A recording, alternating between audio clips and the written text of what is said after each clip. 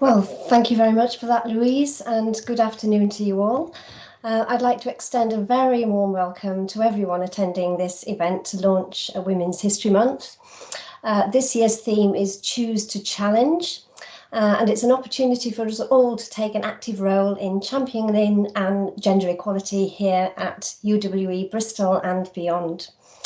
So my name is Jackie Chellin and I am the Deputy Director of Library Careers and Inclusivity. And I've worked here in various library roles for over a quarter of a century. So ever since, just after the institution changed from being a polytechnic to a university. So you can imagine the changes that have taken place in that time and all to the good, I think. So I'm really delighted on behalf of UWE Bristol and the executive to welcome Her Majesty's Lord Lieutenant of the County and City of Bristol, Dr. Peaches Golding OBE, who will be talking about redefining feminism and sharing her reflections on how women are a force for change, looking through a lens of intersectionality. So Peaches holds an honorary MBA and a doctorate from UWE and was an independent member of the Board of Governors from 1994 to 2000, all of which demonstrates how highly the university values our relationship with her.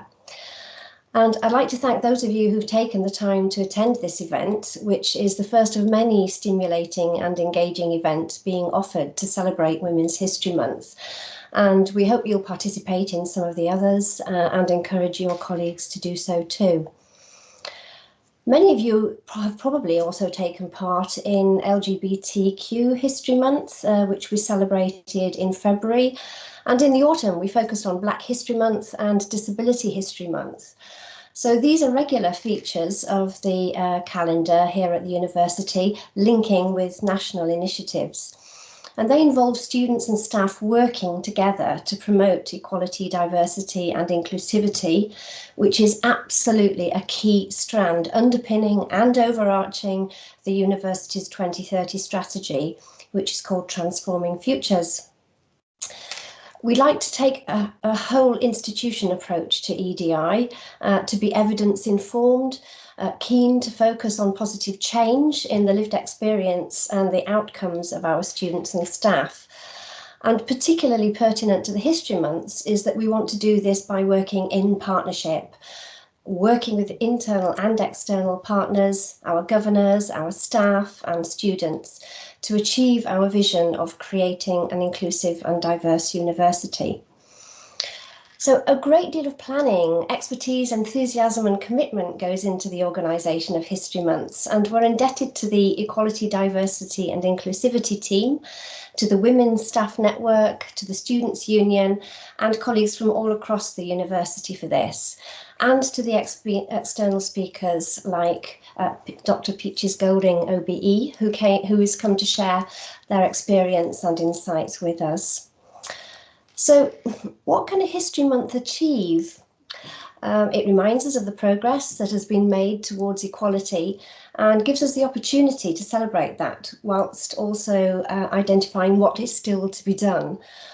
It offers the opportunity to rally for positive change and to encourage change to our culture and practice. And this, of course, shouldn't really just be left to 1 month in the year. It should be an ongoing thing. However, dedicating a month of activities to this helps to renew and refresh our thinking and to keep up that momentum. And the fact that these months are labelled history is really important, because looking at past events, we learn valuable lessons that we can take forward to the future, of course. So why Women's History Month? Do we still need one? I'm thinking back to almost a year ago now. The managing director of BBC Studios gave one of the UWE distinguished addresses. And one of the questions raised by a member of the audience was, why is there still a programme on the BBC called Woman's Hour? Have we not gone beyond the need for this now? And equally, why do we still need the Women's Institute and other such initiatives? But the sad fact is that inequalities of experience, achievement and remuneration still exist between men and women in all walks of life. In the higher education sector, there are great initiatives such as Aurora, which focuses on developing women in leadership, and Athena Swan, that promotes gender equality in academia. And here at UWE, I'm really proud to say that these initiatives are very strongly supported. So redressing the gender balance, generating a sense of solidarity, companionship and shared learning and success are all important factors. Not only do we need to remind all elements of society that there is work still to be done on gender equality, but we as women need to remind and remotivate ourselves too. The university is also committed to the 17 United Nations Sustainable Development Goals, number 5 of which is to achieve gender equality and to empower all women and girls. In 2020, women only constituted 25% of members of parliament and 36% in local government. Contrast this with the fact that they form 70% of the health and social care workforce. Indeed, the current COVID situation has brought added poignancy to the situation of women in society. Lockdowns have increased the risk of violence against women and girls, with cases of domestic violence increasing by 30% in some countries. Women are also bearing additional household burdens during the pandemic. And research done by the Fawcett Society indicates that women are more likely than men to lose work or be burdened with childcare during the pandemic crisis. A third of working mothers reported having lost work or hours due to a lack of childcare during the pandemic. And this figure rises to 44% in terms of Black, Asian and minority ethnic mothers. Having said this, there is hope that the virus can spur on changes, and especially if flexible working becomes the norm and men do take more responsibility for childcare. We are, in effect, I think The Guardian said, at a coronavirus crossroads that could impact the progress of workforce equality for years to come. And Women's History Month is a really good time to advocate for that impact to be positive, particularly as the pre-COVID pace of change was indicating that the gender pay gap would not be likely to be closed until at least 2052. So just a segue, and then I'll come to a close. But a few years ago, I attended an International Women's Day event at a women's institute in Cheltenham. And it was hosted by creatives in the area, and they sang songs, recited poems, did some comedy and drama, all written and performed by women. They were hugely talented women sharing their insights and expertise. They also prepared the venue, arranged the furniture, baked and sold the cakes, meted out the drinks, cleared up the hall afterwards, and all for charity, not for themselves. It was a hugely inspiring, at times heartbreaking, and occasionally quite militant event, a call to action really to ensure that the lives and hopes of women are not overlooked or taken for granted, to celebrate their enormous achievements and talents. So the fact that I'm still talking about it indicates the impact it had on me and the admiration and respect it inspired. And talking of talent and inspiration, I have the honour and pleasure of introducing Dr. Peaches Golding OBE here today. And she's done so much in her life, not least becoming Her Majesty's Lord Lieutenant of the County and City of Bristol, as mentioned.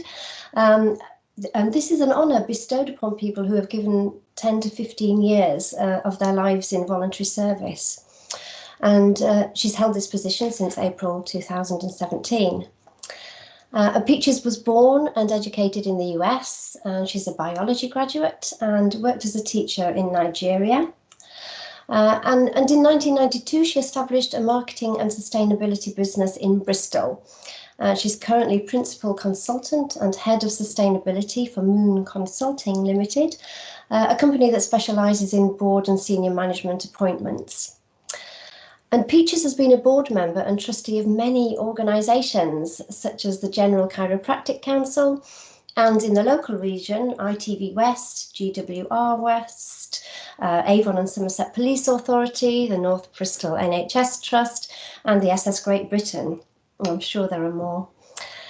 In 2010 to 11, she was High Sheriff of Bristol, the first black woman to be appointed to this post, and which dates back to 14th century.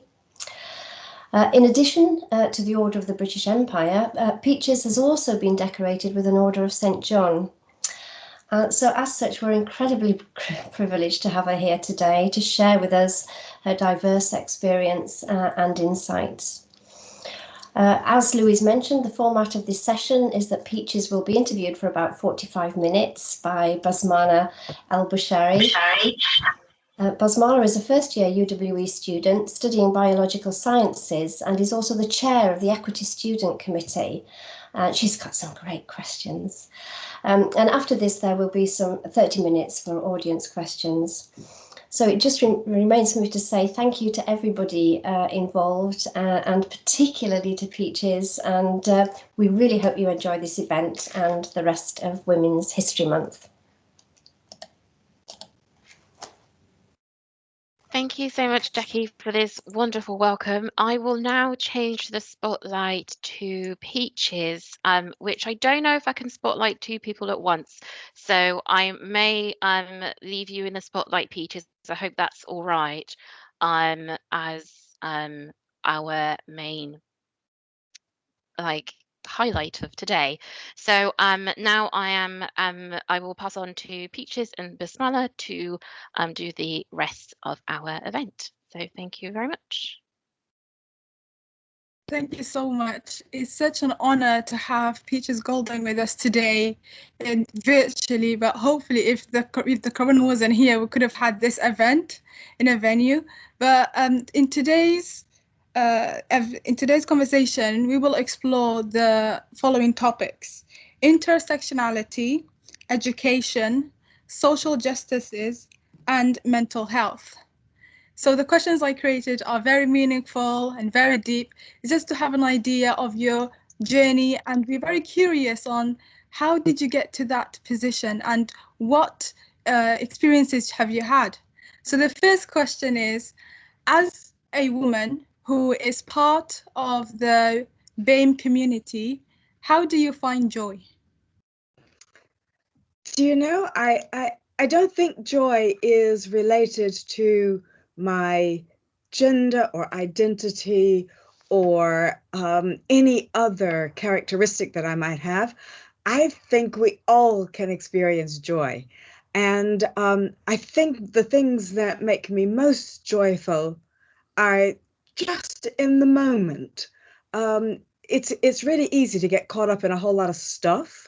But I think I sit here and I look and I can see my orchids that I tend, and they're growing nicely and flowering, and that gives me great joy.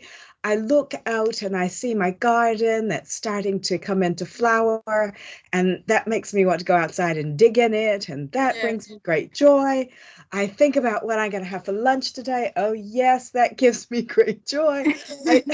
I think joy is all around us. We just have to stop and look and absorb it and enjoy it and be in the moment. Oh, that's amazing. Just out of curiosity, during the pandemic, people might feel stressed, depressed, or unmotivated. So what key advice would you give to people who are under stress and they want to find joy and delight in their life? Yes, it's really easy to get, as I mentioned earlier, caught up in the day-to-day.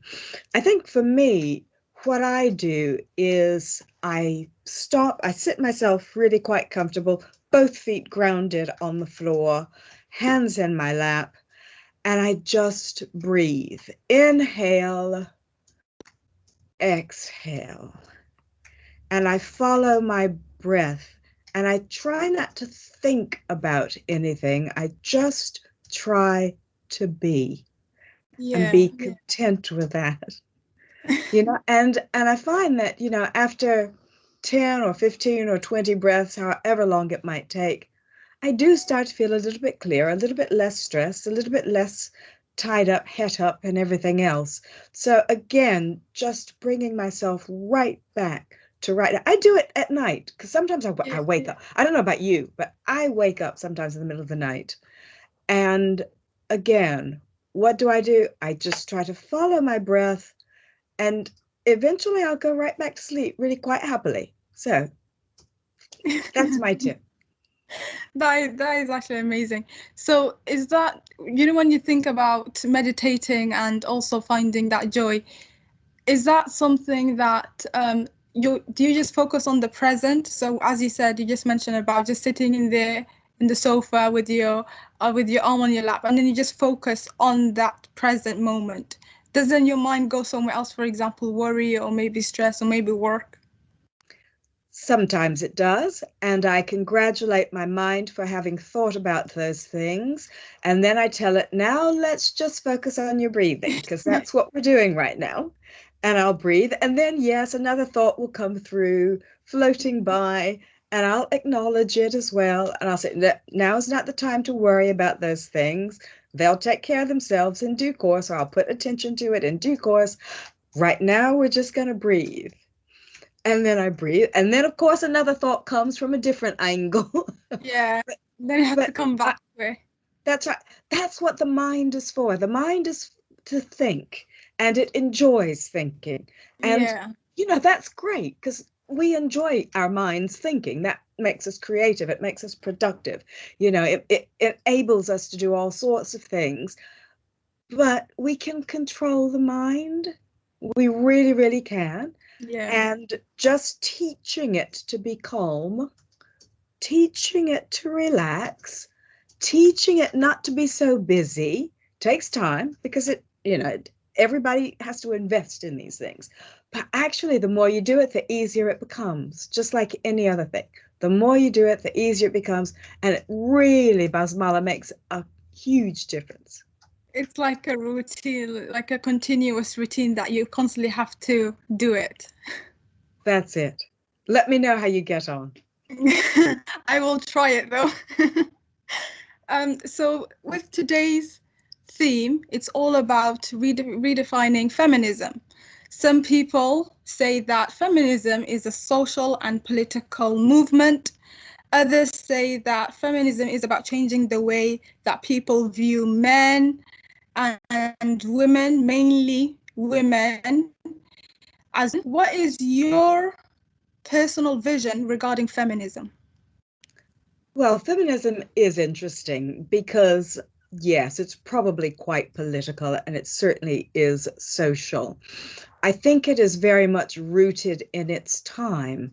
So when I was growing up, the key issues were raised by people like Shirley Chisholm. And if you haven't heard of her, I suggest she's a very interesting person. She was in the 1960s, starting out her political career in New York, where she was elected to the House of Representatives.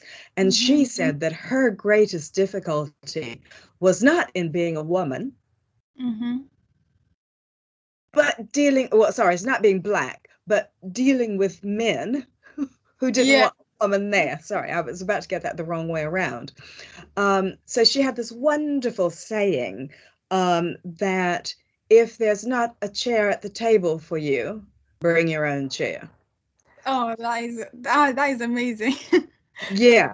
So she was the first woman to run for US president back in the 60s. A lot of people don't know about Shirley Chisholm, but she's very, very instructive. So she was one of the people that I sort of grew up listening to in the news over the dinner table. Others were, Gloria Steinem, and she was the one that was saying things like, well, why on earth are women's magazines only talking about housekeeping? Women do more than housekeeping, thinking back to what Jackie was saying in her introduction about Woman's Hour. You know, guess what? It's more than just housekeeping. Yeah. There was Betty Friedan, who talked about women's sex and abortions and gay rights and things like that. So those were the issues in the 1960s. Today, the issues are totally, totally different. Feminism is rooted in the moment. So when I look out, what do I see? I see that wonderful Greta Thunberg, who said, I'm not going to school on Fridays. I'm going to campaign for the environment, and I'm going to raise environmental awareness. And has she not done the most incredible things? You look at Malala, who, having been shot at school, has gone on to become the most exceptional woman that is, you know, talking about education and the importance of it in developing countries. You look at other people, like on the news now, we see a lot of women in very senior and powerful positions. When we watch the news talking about the coronavirus, you know, the deputy chief medical officer and chief scientific officers, there in number 10 Downing Street, women that are putting forward a very serious, considered and educated and informed perspective about, you know, how we deal with COVID and staying safe. You know, you look at in the US again, Kamala Harris, you know, she's you know, the first vice president that's a woman. We're all very proud of her. It's just a historical moment there. Absolutely right. And the wonderful Amanda Gorman, who thrilled us with her poetry. You know, women are now able to take a stage and stand on a stage, metaphorical or physical. And that's fabulous for feminism. Absolutely fabulous for feminism. Women actually came, you know, a long way to a position of authority and to have the freedom as well. But do you think that there were factors that delayed this process, that delayed women to come into position of power and also to have that freedom as well? Of course. Of course. We live in a system which has been, well, handed down generation upon generation upon generation. You know, there's a separation of work that's needed to be able to survive. Hunter-gatherers had, you know, different things. You know, the chaps would go and run after some animal for a very long time and finally get it and bring it home. But guess what? The women were out there making the garden because the men didn't always have a successful hunt. And a lot of these things have just been handed down, handed down, handed down. There is change. Change is coming.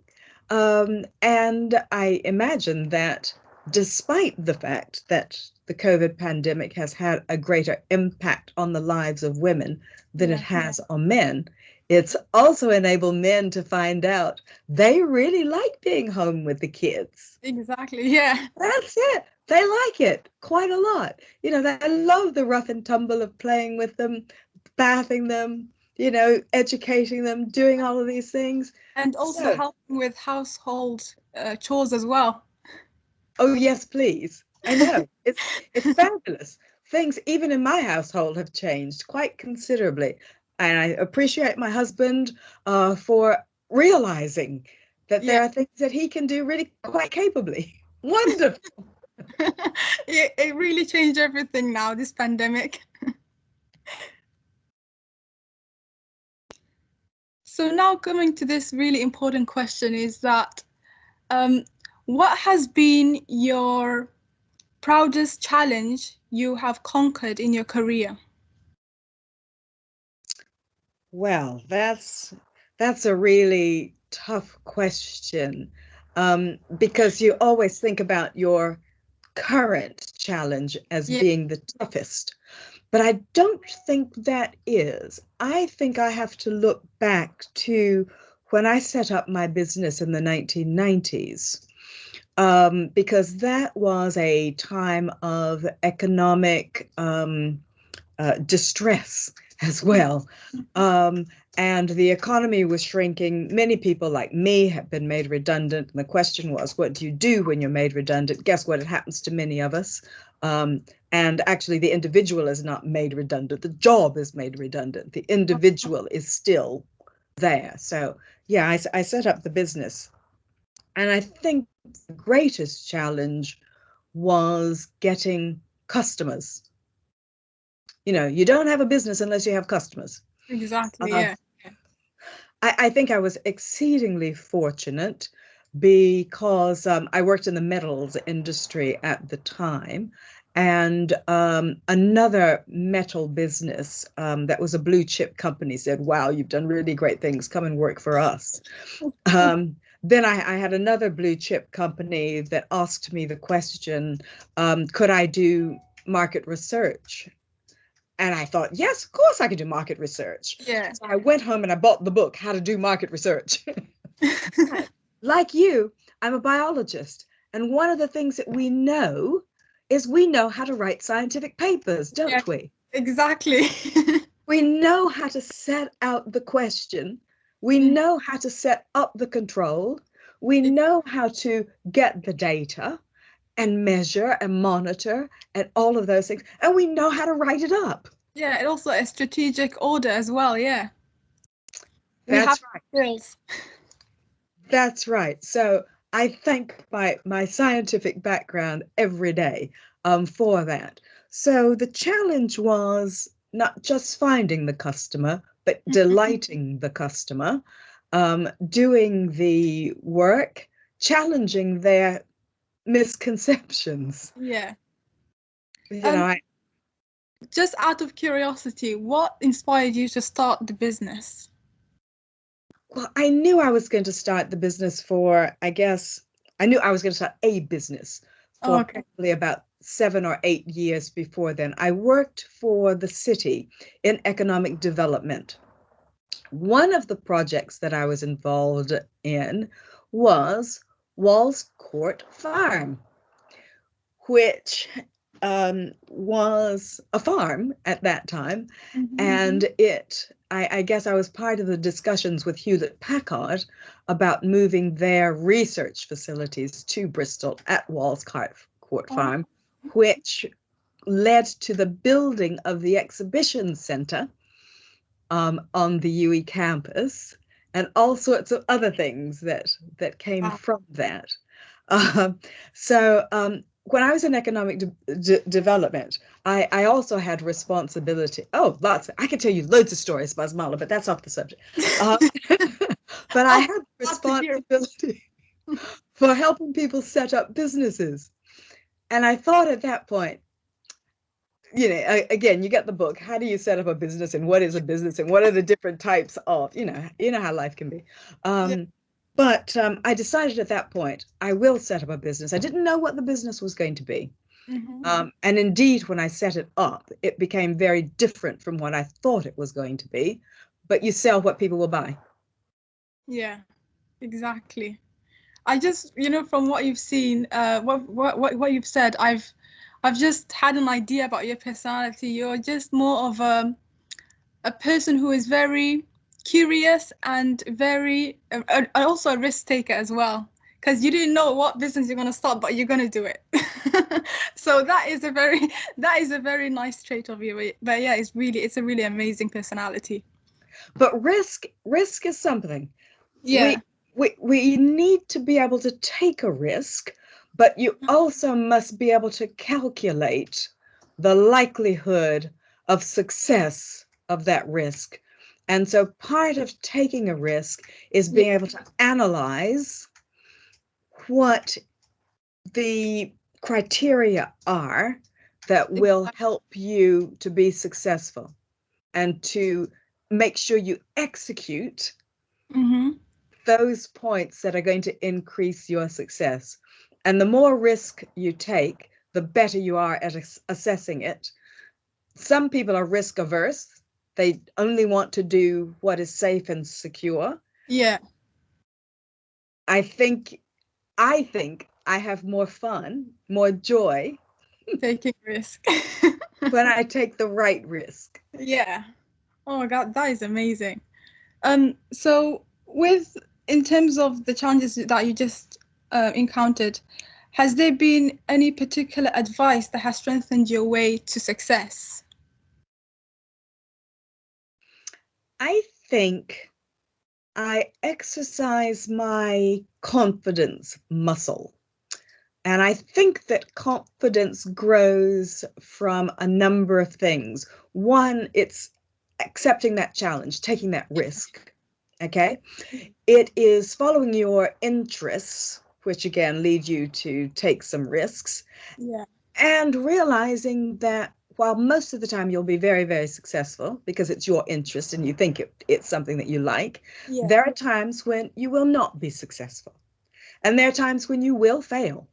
Yeah. And guess what? It's okay to fail because that failure will teach you things. Yeah. It will teach you about yourself, the situation, how to make a better risk take. You know, it will teach you all types of things, and you will learn lessons from that. It's the experience, yeah. But also, I think the other thing that exercises your challenge muscle and your confidence muscle is commitment and dedication, putting in the hours, doing the work, and all of those things. It's all about discipline, yeah. That's it. Discipline. That's a really good word. That's a really good word, Bassmala. Yeah. I've actually I've seen this quote saying that things happen in life, maybe you fail, but it's about 1% what happens to you and 99% about how you react to it. And yes. That is important. And that's the key concept you just pointed out as well. So during Women's History Month, we often talk about empowering women. How can we address this, taking into account the structural barriers in society? Well, I think that there are some things that we just have to agree. We just have to agree that men are different from women and women are different from men, and vive la différence, as the French might say. I don't know, I don't speak French. But we also have to understand there are some things about a woman's biology that will not change. At this point, it's just only women that are going to give birth to babies. Yeah. And at this point, some of that early nurturing is going to be part of a woman's life. And our challenges, therefore, is how do we enable women to excel given those very key aspects of what means woman? Yeah. And what needs to change to enable women to flourish? COVID has been a great thing because it has pushed ahead that digital capability so much further. And it has accelerated the ability of people to work from home. It's accelerated artificial intelligence and robotics. It's accelerated a whole number of things, which, if we are very clever and we're thinking about a new and a different way of doing things, can help make society more productive as well as perhaps more equal. Exactly. So yeah. I'm optimistic. That is a great thing as well. Yeah, I think people need to be optimistic during this pandemic as well. So some women, they don't know how to feel empowered or confident or to have high self-esteem. Do you think this is something to do with awareness, lack of understanding and awareness? It could be. It could also be to do with conditioning. You know, sometimes you condition people to be different from very early on, not because you want to, but because unconsciously that's the pattern that you think people should adopt. So, you know, some of it's conditioning, some of it is awareness, as you say. Some of it is encouragement. And guess what? All of us can take part in that encouragement thing. Exactly. You know, we can encourage each other to do different things and say, oh, you did really well. when you notice that someone has done something really well. Yeah, it's all about the appreciation. Yeah. So as you mentioned earlier that you're very optimistic about empowering women. What are your aspirations around gender equality in 10 years? Well, as I say, I think now is a great time to be pressing a button. It was mentioned earlier when, again, in Jackie's wonderful introduction about the sustainability goals. Sustainability goal number 5 talks about women in leadership roles. Exactly. And it talks about gender equality. So I am envisioning a world that could be really very different in just 10 short years. I see more women in leadership positions, small and large, and that means in government, in various fields of work. Mm-hmm. I see hopefully women entering into different types of careers. The robotics and the AI world has principally been led by men. IT has been led by men.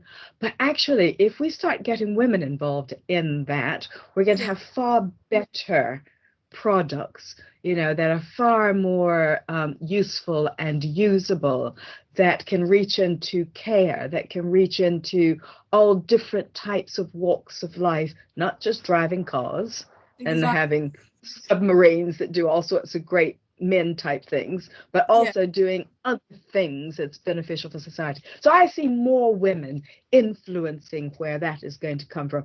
I see better education for women around the world, and that is going to have a tremendous impact on health, on the sizes of families, on how we look after the climate. And I think that climate change is also going to be something where women's influence will be tremendous and significant. So I think these are all areas where the skills, the knowledge, the innate qualities that women tend to have are just going to enhance the world tremendously. I think that too. I think that that men and women should cooperate together to actually build a better future. And as you said about the climate change, is a fundamental concern that is happening right now, and it could have a dramatic consequence in the future as well. So we said that at the beginning of the conversation, I spoke to you about the mental health and also about how you find joy. So mental health is often overlooked in many cultures, and it can have an impact over time. What do you think are the causes and the ways we can address this? Well, I think that mental health is one of these very large containers for a whole lot of different things. And we sometimes get them all mixed and muddled up. There are some reasons that are genetic, that people will have mental health problems. There are some things that come from the environment in which you're raised that will give you a greater propensity to experience mental health problems. But in general, when people talk about mental health, they're talking about pressure and stress and what impact that has on individuals. And it can be absolutely awful. We know in your generation, for example, that you rely on the use of digital devices far more than my generation did. You're digital natives. I'm just learning how to hack my way through it. But it also means that you're more subject to cyberbullying and all of these awful things that we never experienced. Do you turn your phone off at night? Oh, I have to. Otherwise the notifications would be on. That's right. Your phone would be ping and dinging and making all sorts of noise. Social media, That's it. When I was growing up, you left the bullies at school. They couldn't follow you into your bedroom or your kitchen or Yeah. your garden in a way that it can do now. Just like work can also follow you in all of those places now because they're parts of your device. Yeah. And you know that there's also this thing around the use of filters and stuff Yes. to enhance the way you look or one thing or the next. And so there's this great paradox that you face where I think your generation is far more accepting of people of difference Yeah. in one sense, But then but in terms of paradoxically, sorry for interrupting, but I wanted to ask is that in terms for the lack of empowering women, is this link to social media, as you just mentioned about the filters and the changes and the alteration in pictures may seem that this is the perfect image? well, I think there's a huge paradox between, yes, that being perfect and the search for perfection, and always looking in a particular way. Your waist has to be this size, your bottom has to be that size, your breasts have to be that size, your eyebrows have to be that size. You know, I think that it's an enormous pressure that, again, my generation thankfully didn't have. So yes, social media is a culprit, but also we see it in magazines and printed media as well. Exactly. Yeah. And sometimes even in TV advertisement, they have, you know, particular clothing saying that this is for sale, or particular creams and those cosmetics. So they always just portray a picture saying this is the perfect image, but it might not be the perfect image to other people, and that can actually reduce the self-esteem in many women. I think that that's true. I mean, your skin has to be a certain color, your hair has to have a certain curve or wave in it. You know, it is all pervasive, and it can get right inside your head. And so the things that we need to realize as women is that God was having a good time when he created people, because he made so many different types of them. Yeah. And just be happy with the type that you are, you know? Exactly, yeah. I think that actually comes down to many years of self-love, and I think it's that self-confidence and that self-belief, and that many women, they actually lack that kind of courage, and so we want, you know, send some awareness and give some support as well. So how do you navigate intersectionality in terms of your race, culture, and gender? That's a huge question. Yeah, that's a huge. I'm not even sure. I mean, when I was growing up, we never talked about intersectionality at all. It's that is a new way of thinking about yourself and analyzing yourself, and trying to understand why things are as they are. I think it's a really tough one. I've always been Black, I know that, and I've always been very happy with being Black. I have always been a woman, and I've always been very content about that. And I've always found the way to talk to myself, and that's a whole lot of the challenge, to talk to myself in a way that those two things are great. Yeah, and they are fabulous. Honesty. Yeah. And they give the world what the world is looking for right now. And if you can keep that thought in your head, you know, that's a very, very grounding message. So I've always found it an advantage to be a woman, to be Black, to be outside of culture, to be something different. Because in the world today, guess what? There's a lot of difference. Yeah, exactly.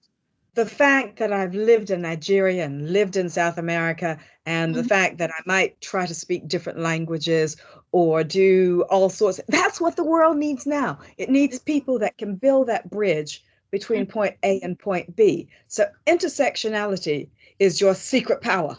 Yeah, exactly. Well said. I think my opinion is that in terms of the diversity that we have around the globe, it's amazing. For example, I always picture it as a rainbow. You know, in the sky there's different colors, but if we have the same color, it's boring. So it's better to have that diversity, that uniqueness between individuals. That's right. You cannot have a rainbow without all of the colors, can you? Exactly. Yeah, exactly. It clarifies the whole sky. So was there any external factors that has influenced your confidence or your self-belief in terms of intersectionality? Let me think. A lot of things come from childhood and the experiences that you have there. Definitely. And I think I know. I was always different. Mm-hmm. I was always different. And I knew that I was always different from a very young age, like about 5 or 6. And that probably is the point when people start to exert their personalities. Yeah, exactly. And I think I was always very lucky that I had the right parents. I chose the right parents. That is amazing. Have you actually experienced any probably like bullying in school due to your skin color or maybe your ethnicity? And how did you react to it, or how did you get conquered that issue? Yeah, I got bullied, and I got bullied a bit because I was different and I was happy to be different. Mm-hmm. I can remember the girl's name. Stacy Battle was her name. I can't believe I still remember the name. That's right, from 10 years old, Stacy. I wonder Oh, where she is now. But yeah, she used to be some difficult girl. And that was when, you see, I grew up, Bassmala, in the age in America when life was segregated. okay. So I can remember, and it was funny because somebody said on Facebook the other day about a particular store that used to operate in my hometown of Winston-Salem, North Carolina in the 50s and 60s. And one Yeah. of the white readers wrote down, "Can you remember they used to have toilets that said white only and black only?" So I wrote back on it and said, yes, I can Yes. remember. Guess what? I can remember that. Yeah. So I can also remember being in the class which first desegregated the school system in the entire state of North Carolina. We were the first little black kids to go to a school that was Yeah. previous a white only school. And yeah, there was a lot of interest in the fact that we were different in one thing and the next. And some of it was uncomfortable. And some of it, guess what? You just ignore. Exactly. You actually build that confidence from a really young age as well. Yes. But also, I think I try to remember the good things. I try to Yeah. not remember the bad things. You know, always remember the good things. They're reinforcing. Yeah, exactly. Always look at the bright side. Do you think that the challenges that you faced when you were a child, did that empower you as a woman? I think so. Yeah. I really, really, really think so. Um, and I think it taught me not to be afraid to be first, the first one to do things. And so I have led a life where I've done a lot of firsts. Yeah. And it's a pity that there's still so many firsts out there yet to do. So it's your turn now. you guys have got to pick up the firsts. Now you're putting us under pressure. No pressure, just opportunity. It's opportunity. Yeah, exactly, yeah. And also, you only live life once, so take the opportunity. So in terms of success, you have amazing qualifications and experiences. For instance, you studied biology at the University of North Carolina at Chapel Hill, graduated in 1976. You worked as a teacher at the University of Ibadan and Loyola College in Ibadan, Nigeria. And in 1992 in Bristol, you established a marketing and communication business. You've also been awarded with the prestigious Jackie Collins Inspirational Woman Award. So apart from the qualifications and the experiences I've listed, were there alternative factors that has helped you to get to where you are right now? Yes, in addition to having chosen the right parents, Yeah, I also chose the right husband. yeah, okay. And he has been my lifelong Supporter, partner and encourager and advisor and mentor and all sorts of things. He's helped me navigate a whole lot of things. He's British, and therefore, you know, coming from a different culture, exactly. you know, you bring a lot of ability to see things. Yeah, from a different perspective, yeah. That's right. But also there are times when you need to understand how to decode things. Yeah. And I still rely on him incredibly. So I chose the right husband. And I guess I've also been very lucky in having people that recognize that I have talent and have been willing to advocate and be patrons on my behalf. And I think that's really important thing for women to be able to do for each other, you know, to advocate for people and encourage them, as I mentioned earlier, and support them as they face their own challenges. Yeah. Yeah. Just to add, so when you said that you wait for people to recognize your abilities and to advocate you, do you wait for the opportunity or do you go and chase the opportunity? It depends. Because it's a little bit, okay. It's a little bit like Harry Potter, in the sense that many people go down Paddington Station and they never find platform 11 3/4 or whatever the funny number is. There are opportunities all around you. Yeah. And the better you are at spotting those opportunities, the more opportunities are created. And the more, you know, it is a momentum gathering thing. I think somebody like Einstein said something along the lines of the more I prepare, the luckier I get. And there's something in that. So there's something in being able to find your own opportunities. There's something in having people around you that also help you to find opportunities. I think Shakespeare said some people are born great, some people achieve greatness, and some people have greatness thrust upon them. Yes. I've actually read that quote and I've saved it on my phone. Oh, did you? I was looking at your phone, wasn't I? Yeah. Did I get it right? Yeah, I actually I'm very delighted. I'm actually really happy with quotes. It's like it's a meditating routine for me. So to get into the mood of maybe, you know, studying or maybe into doing some work. So it's all about, you know, greatness. They said that I love this one. It's my favorite one. It says difficult roads often lead to beautiful destinations. And I think with that, with your story and the experiences that you've had, those challenges and those difficult roads or obstacles that you had, that the result is right now is, you know, the high position that you have right now, the Lord Lieutenant, and also the results of your qualifications, experiences. These are all beautiful destinations, and you can go onwards and become something more, even greater.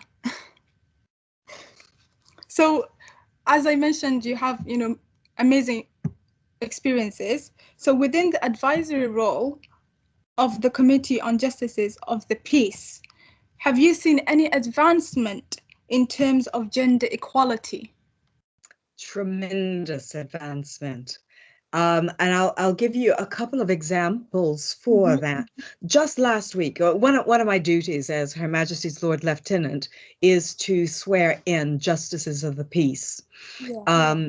And that is the only duty that Her Majesty does not allow us to delegate. And that's great. So I get to see who is coming up in front of the courts as new magistrates.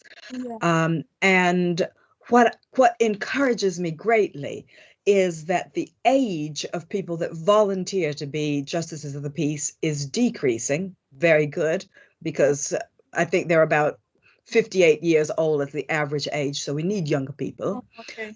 We're getting more women into that role. And certainly the last group that I was involved in the swearing in was, let me think, somewhere like about 75% female, which is great. So that's at the grassroots level. Then if you go to the other extreme level, the Queen's Remembrancer, now that's a title you've never heard of before, I bet. The Queen's Remembrancer is a woman. Now, this is fabulous. This is the oldest role, like the High Sheriff. This is the oldest role in the judiciary in this country. It goes back to the early 1100s, when I think it was King Henry I or II or somewhere around there. King Henry said that he wanted people to remember their responsibilities to the king. And those responsibilities were, have you paid your tax or not? Have you paid your tax or not?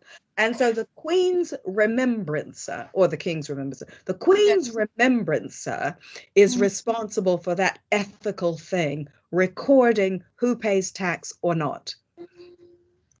And so having a woman holding that position is just amazing. It is. It's wonderful. So at both ends of the judiciary, I'm seeing differences in gender, and that's fabulous. And we hope that it continues like that, more women being in high authorities. Now, why did you ask that question, Bassmala? Why did you ask that question? Where did that come from? It's because I was very intrigued in just knowing if that role or that committee is enrolling more women in authority, because I would love to see more women taking control of very important high positions like yours. And so that's why I was really intrigued by it. Sorry if it's very difficult to answer. No. It's not difficult. It's just I always am intrigued. What was the thought process that got to that very specific question? Yeah. So thank you for telling me. Thank you. Oh, thank you. Thank you. And so just to close off with this conversation, I would like to ask you this final question. So how would you summarize your leadership journey? What key advice would you give to students and staff at UE? Okay, as you can tell, much of my career is based on being chucked in the deep end. And what I have found in life is it's a good thing to be kind. Yeah. And to lead with kindness. Yeah. I, as you can tell, am a very different probably person from what you would expect. People don't look at me and expect me to have done all the strange things that I have done because I don't fit what was a traditional mold. But I also don't manage with a traditional mold. I think the role of a leader is to be able to encourage people, and you encourage better with kindness than you do with strictness. With kindness, you enable people to get the job done on time, but you're flexible enough to allow them to do it within their own time scales, just so long as they hit the milestones. Now, I'm very, very tough on the milestones, because if you're supposed to have something by a particular time, I expect it.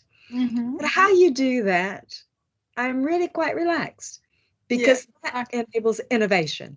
It enables creativity. And that is what leads to good products, good services, good staff retention, good motivation. Mm-hmm. Exactly. And it's, you know, your story is just so inspirational. And you've given, you know, for me, I was really satisfied with all the answers that you gave me, because I was full of, you know, curiosity before I met you. And the questions itself, I've had it, you know, it's a moment of just, I want to know who this person is, and I want to have a, you know, an insight of your personality and your experience and your journey. And so being able to interview you is just an honor, and I appreciate it so much. Well, I think you have asked me the best questions that I could have ever imagined. You've made me think. I hope I've been honest and clear in my discussion, but it's been a tremendous opportunity, I think, for me to be able to connect with you. So thank you very much. So much. Thank you. Thank you so much. Thank you very much, Peaches and Bassmala. I was in the background quietly just being like, oh my goodness, this conversation is absolutely incredible. And so I really hope that everybody else in the audience has also enjoyed the talk. I have stopped spotlighting now because this is your opportunity to ask any questions that you may have. I know that a lot was covered in that conversation. So if there's any questions that you may have that you would like to ask Peaches, and this is going to be a relaxed format. So yeah, just put if you use the hands up function on Teams, and then I'll be able to select individuals.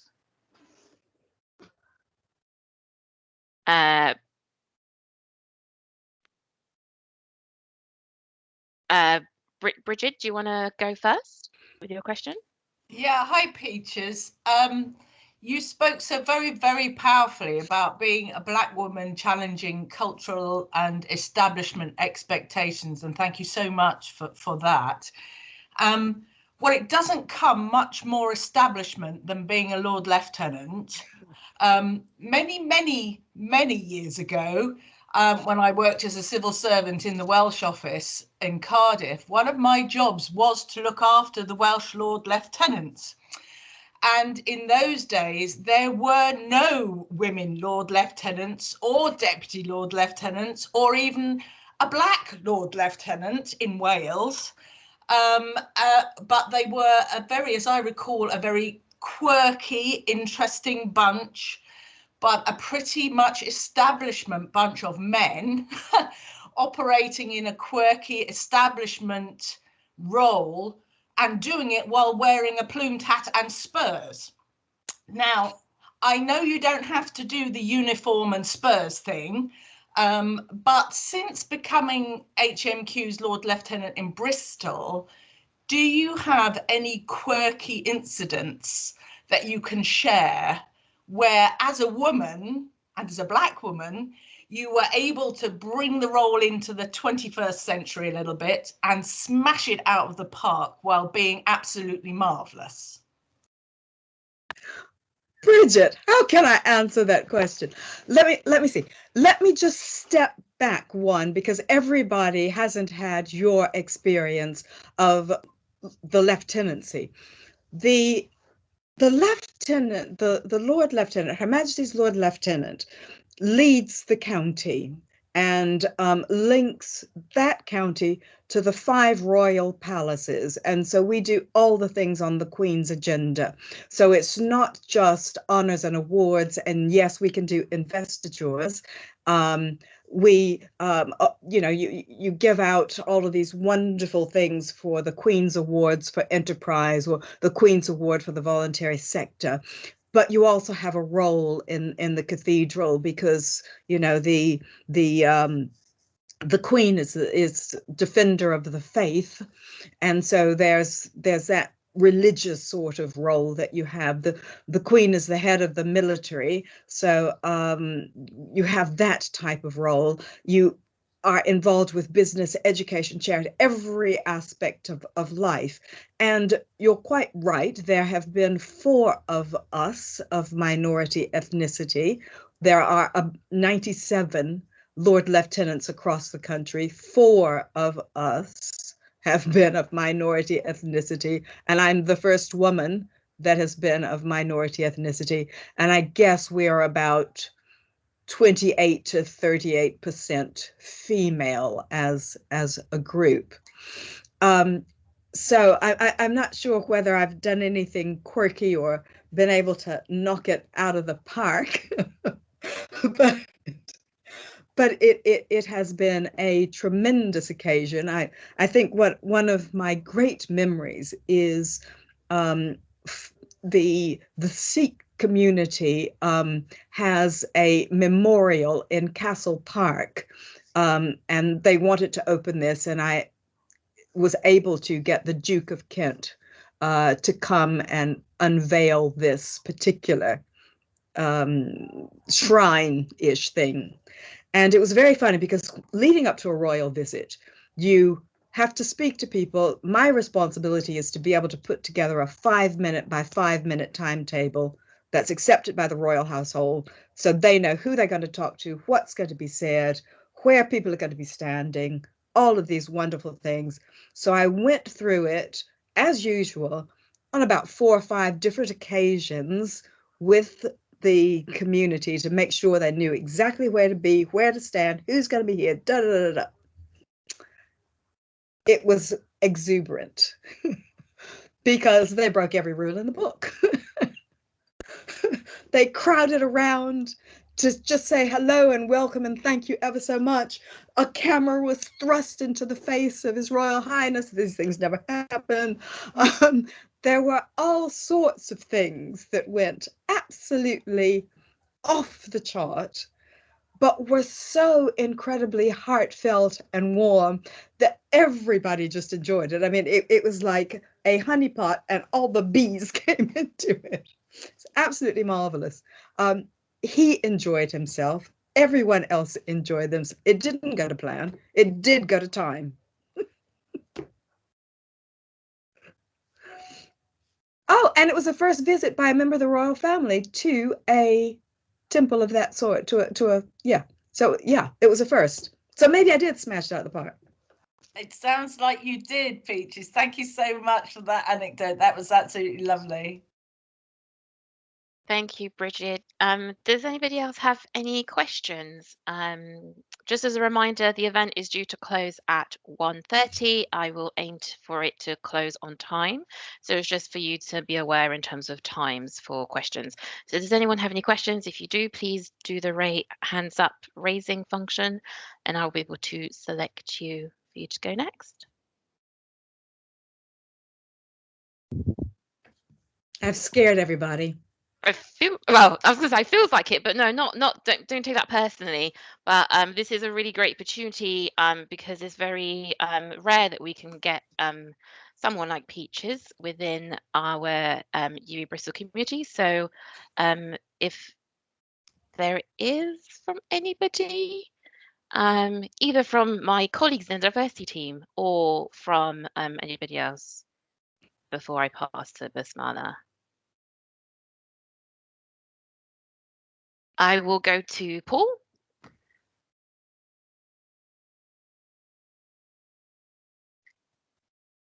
Paul, do you want to say your question? That in your conversation, you said you chose good parents, and you also chose good husband. And I'm just wondering, will it have been different if those choices were wrong? That is a very good question. And it's a good question because in choosing one's parents, what happens in life is you tend to hear the things that your parents said to you, negative and positive. And you're quite right. If I had chosen a less good pair of parents, it would mean having to unstitch a lot of the things that you hear in your ear at your worst times. And yeah, it does make it different. So, and difficult.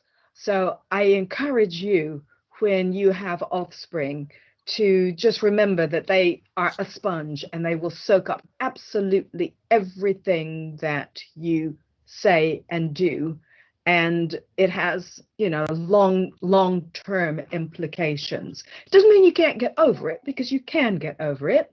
And we all have that conversation in our head that is sometimes negative. And it's worth just being able to step back and say, this is negative. It is not necessarily true. It is a fear. It is a prejudice. Whatever you need to say to that thing to disempower it, to disembowel it, you know, just to remove it from your psyche, and do it repeatedly until that brain, that thinking machine that loves to think about anything, learns that that's unfounded. I think as far as my husband is concerned, I think I looked long and hard. But you still never can look long enough and hard enough, because you never know what's going to happen in life. So I think I have also invested my time and my energy in having a good relationship, a relationship that is full of play, as well as full of the day-to-day mundane and the downright boring. But I think all of the statistics demonstrate that it is easier to have a household with two people than it is a household with one person. And it's not that if you come from a household with one person, like if you have bad parents, you know, it's the end of the world. It just makes things a little bit more difficult. So we could share the childcare. We could share the income generation, because there were some times when my business wasn't performing as well as his business was, or vice versa. You know, there are all sorts of things that happen. So yes, having made those two good critical choices, it does make life a lot easier. Thank you very much. Thank you. Thank you, Paul, for that great question. I'll now pass on to Francis. Hi, Peaches. You mentioned earlier, about taking the right risk and taking risk where appropriate. And I was just wondering, did you have any sort of core values that you've defined for yourself that help you take those risks, and anything that is a real red flag that really turns you off of a situation? That's a really good question. I think I have spent time trying to understand what my purpose is in life, because I know that when I do things that are aligned with my purpose, I'm more successful because I'm more relaxed, and you know, all of the second guesses that you make are right. And my purpose, I figured out, and it changes in life. It will change. But my purpose, I guess, for the last probably 20 or 30 years has been around helping to create a fairer and more just society. Now, that's not in political terms.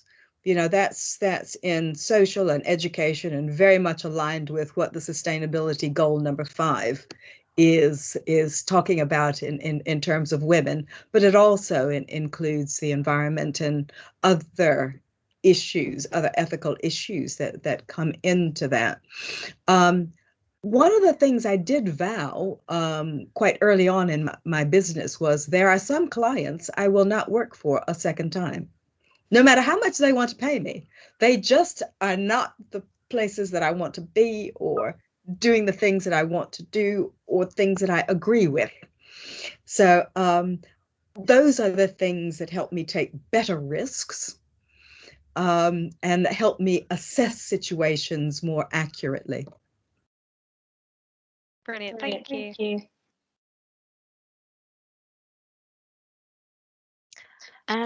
I will pass the mic to Anna.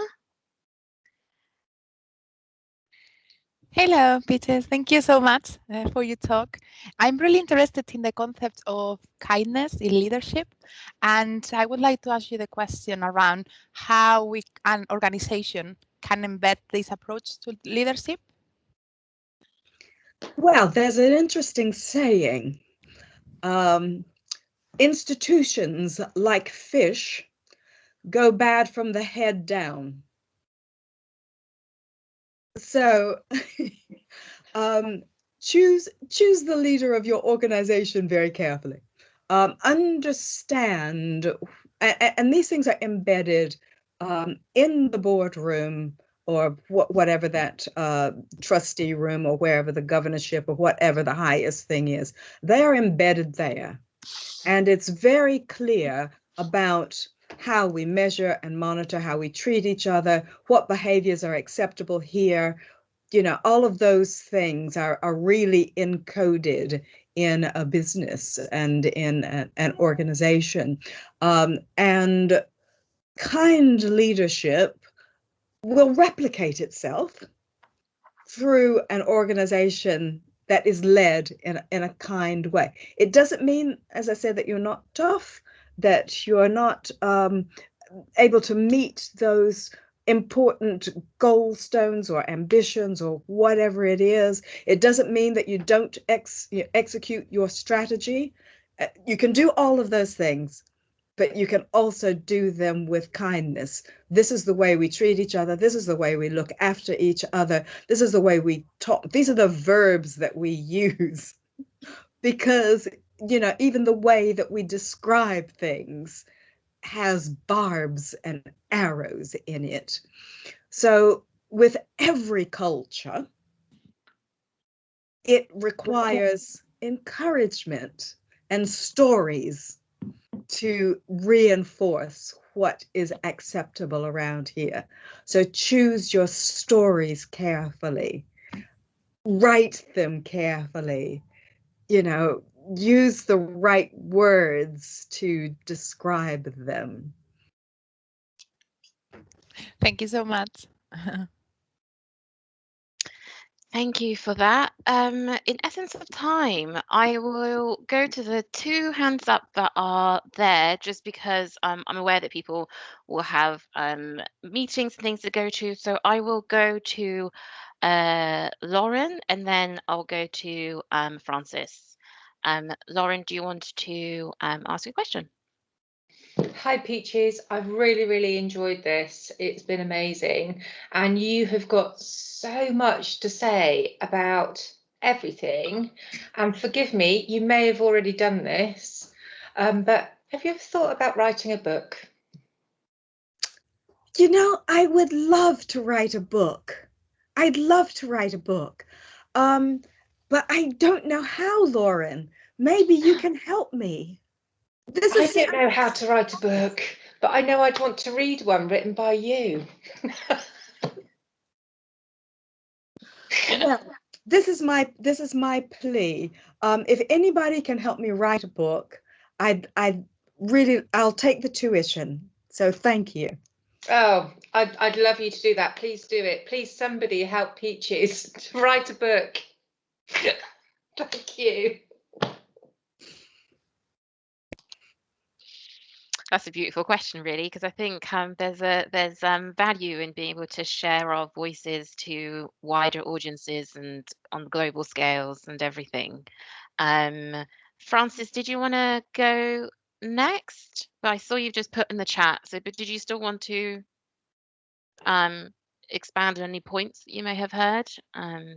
I will do if no one else needs the time. Oh, sorry, I've got my laptop closed, so my video isn't working. But I just wanted to say thanks so much, and it was really great hearing from you both. I was wondering about, from what you've said, the way that you've that your career has gone and the achievements that you've made and the way that you've run your businesses and your roles, it sounds as though you've really exemplified that kind of importance of diversity and not just leading by copying the way that the masculine way of doing things, but by bringing in the diversity of a feminine approach as well, and a feminist approach as well. And I was wondering if you've had kind of times where that's been a real struggle, where you know, maybe you've compared yourself against this kind of more traditional masculine measures of success and wondered, you know, how to get past an obstacle without kind of having to change your approach and your character. I have earlier in my career, I did some global market research for a pharmaceutical company. It was a blue chipper. And it wasn't my first project, so I had already read the book. They were a client that I had said I would work with again. And so I did their global research for many, many, many years. And about the second or third project that I did for them was for the director of a division, which in the early 2000s was worth about 100 million. So it was, well, it's much more than that, I guess, if anybody knows how to calculate what it would be worth in today's money. But I remember that I had to present my results to 5 of the subdivisional leads. And I think the smallest of the businesses within there was probably worth about 15 million pounds. And it was a very in-depth piece of research, looking at the customer and what the customer was feeling about the way this company operated. And I walked in the room, and there these 5 white men were sitting, and they all sort of looked at me like, oh, so this is who's done our research. And so I sat down and I began to give them my initial findings, and 1 or 2 of them got really quite huffy and quite aggressive about the findings that I had, obviously because they were talking about their business in a critical way.